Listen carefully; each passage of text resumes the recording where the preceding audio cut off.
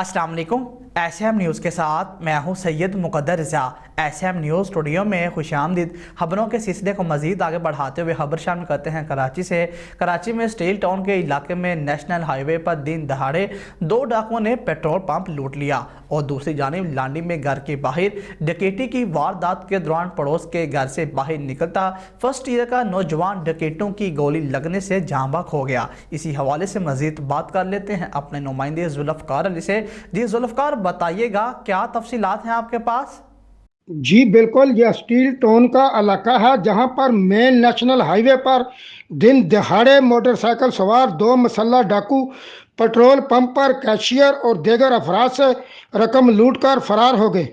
वारदात की CCTV footage में देखा जा सकता है कि एक डाकू ने कैशियर से लूट मार की जबकि दूसरा कलाशनकोफ लिए खड़ा रहा।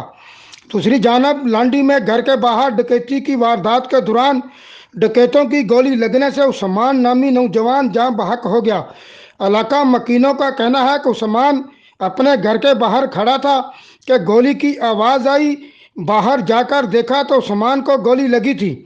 इस हवाले से पुलिस का कहना है कि उस्मान को जख्मी हालत में अस्पताल पहुंचाया गया जहां वो दम तोड़ गया। उस्मान के मामू नदीम ने बताया कि डकैती की वारदात देखते हुए उस्मान डर के भागा तो डाकू ने उस्मान को गोली मार दी और बआसानी फरार हो गए। जी, कराची में डाकुओं ने दिन दहाड़े पेट्रोल पंप लूट लिया। ठीक है, बहुत शुक्रिया जुल्फ़कार, आप हमें कराची से सूरत हाल के हवाले से आगाह कर देते।